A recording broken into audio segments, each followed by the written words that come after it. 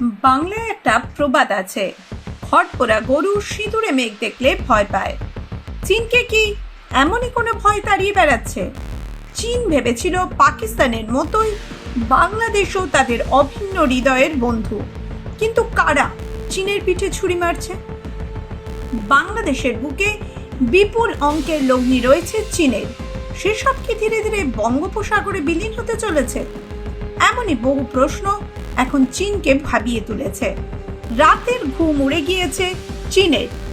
Doctor Yunus শেষ মুহূর্তে যেভাবে যুক্তরাষ্ট্রের কাছে নতজানু হয়ে একাধিক ভয়ঙ্কর চুক্তি করে গিয়েছে, তাতেই চীন বেশ কিছুটা ব্যাকফুটে। আজকের প্রতিবেদনে বাংলাদেশের অন্দরে ঘটেছে এমন কিছু কাহিনী যা আপনাকেও ভাবিয়ে তুলবে। চীনের বুকে আতঙ্ক। মোহাম্মদ ইউনূসের শাসনকালে দেশের আইন শৃঙ্খলা তখন শীত ঘুমে চলে গিয়েছে। দেশের একাধিক জেল থেকে জামিনে মুক্ত করা হয়েছে আন্তর্জাতিক স্তরের কুখ্যাত জঙ্গি, সন্ত্রাসী, খুনি, ডাকাত, ধর্ষক ও ছিনতাইবাজদের। তার আমলেই চাঁদাবাজি, মাদক পাচার, অঙ্গ পাচার, জালিয়াতরা ফুলে ফেঁপে ওঠে। দিনে দুপুরে এইসব দুষ্কৃতীদের ত্রাস ছিল চোখে পড়ার মতো। প্রতিবাদ প্রতিরোধ হলেই ধেয়ে আসত মব।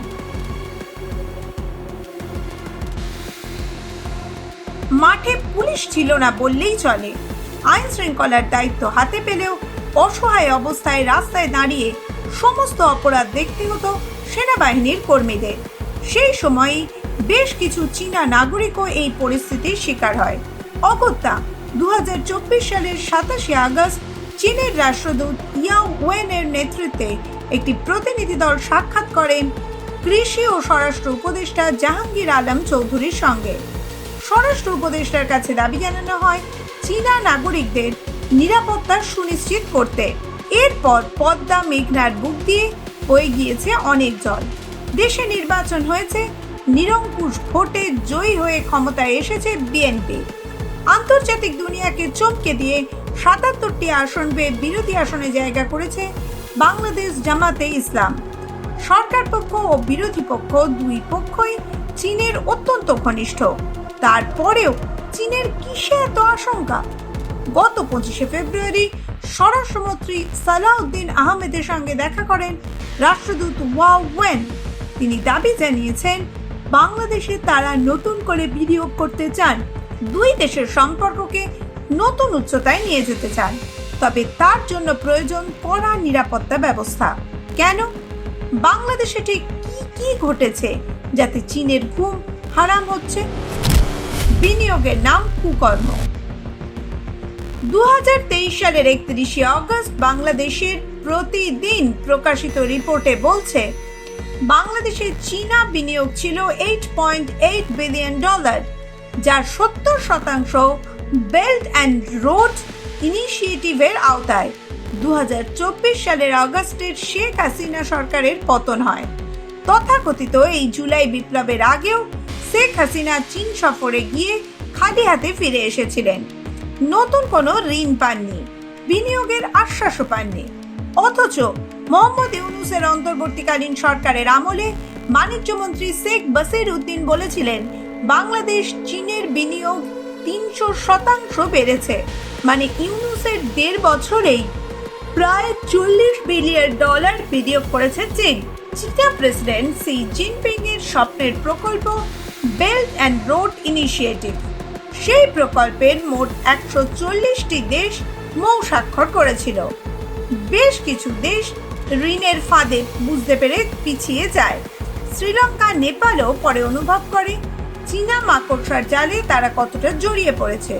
আর পাকিস্তান, তার কাহিনী তো আরো রোমাঞ্চকর। পরিসংখ্যান বলছে চীন কোনো দেশেই মাত্র 1.5 বছরে $25 বিলিয়ন ঋণও দেয়নি আর সহায়তাও করেনি। তাহলে কিভাবে বাণিজ্য উপদেষ্টা 300% বিনিয়োগের বৃদ্ধির কথা বললেন? তাহলে কি কোনো গোপন চুক্তি? টেবিলের তলায় বড় কোনো লেনদেন হয়েছে? হিসেবে গরমিল করে কাগজপত্র ওলটপালট করে দেশটাকে বিক্রি করা হয়েছে? তা না হলে ইউনূসের আমলে আসা $25 বিলিয়ন বিনিয়োগের প্রকল্পগুলি কি কি? তা কি জনসমক্ষে তুলে ধরবে বর্তমান বিএনপি সরকার? চীনের আতঙ্কের কারণ। বাংলাদেশে প্রায় 10,000 চীনা নাগরিক কাজ করছে। দেখা গিয়েছে তাদের বেশ কিছু কর্মী দেশের অন্দরে থাকা অপরাধী কুচক্রীদের সঙ্গে হাত মিলিয়ে অপকর্মে লিপ্ত হচ্ছে।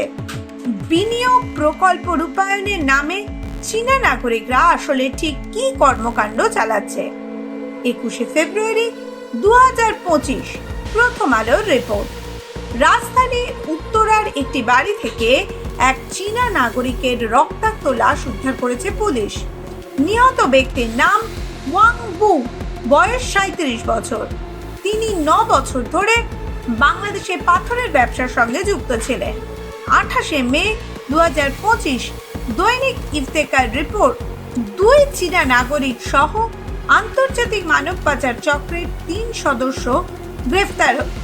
এমন বিপজ্জনক কর্মকাণ্ড তো চলছে, এর সঙ্গে আরও আছে বাংলাদেশে ছড়িয়ে পড়েছে মোবাইল অ্যাপে ক্ষুদ্র ঋণের ফাঁদ, আর এই জালে জড়িয়ে পড়ছে দেশের যুবক যুবতী, গরিব দুস্থ সাধারণ মানুষ।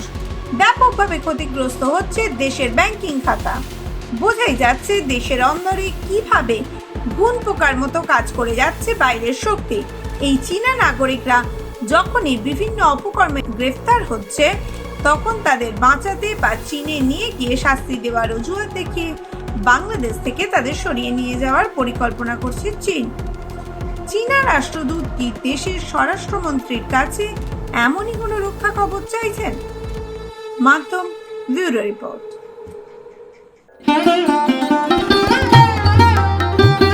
जब राष्ट्र का नेतृत्व नारी शक्ति पर विश्वास करता है और राज्य की सरकार उस विश्वास को जमीन पर उतारती है, तब बदलाव इतिहास बन जाता है। प्रधानमंत्री नरेंद्र मोदी का स्पष्ट विजन, महिला सम्मान, महिला सुरक्षा और महिला स्वावलंबन, और उस विजन को मिशन में बदलने वाला नेतृत्व, मुख्यमंत्री डॉक्टर मोहन यादव। मध्य प्रदेश में महिलाओं और बेटियों की शिक्षा, स्वास्थ्य, सुरक्षा और आत्मनिर्भरता राज्य सरकार की सर्वोच्च प्राथमिकता। 1.27 करोड़ लाडली बहनों को 36,881 करोड़ रुपए से अधिक की सहायता। 25 लाख बहनों को 450 रुपए में गैस सिलेंडर। 79 लाख महिलाओं को उज्ज्वला योजना से धुएं से मुक्ति और स्वस्थ जीवन। लाडली लक्ष्मी योजना 12 लाख बालिकाओं को 665 करोड़ रुपए की छात्रवृत्ति। बेटियों के सपनों को पंख। स्व सहायता समूहों से 62 लाख महिलाएं आत्मनिर्भर। लखपति दीदी योजना से 1 लाख से अधिक दीदियां बनी आर्थिक रूप से सशक्त। महिला उद्यमियों के लिए 275 करोड़ रुपए का प्रोत्साहन। रेडीमेड गारमेंट उद्योग में प्रति महिला श्रमिक 5,000 रुपए की सहायता। लोकमाता देवी अहिल्याबाई के 300वें जयंती वर्ष और वीरांगना रानी दुर्गावती के 500वें जयंती वर्ष। नारी गौरव को नमन। आंगनवाड़ी कार्यकर्ताओं को बीमा सुरक्षा। मुख्यमंत्री कन्या विवाह एवं निकाह योजना से हजारों परिवारों को सहारा। जेंडर बजट में 19,021 करोड़ रुपए की वृद्धि।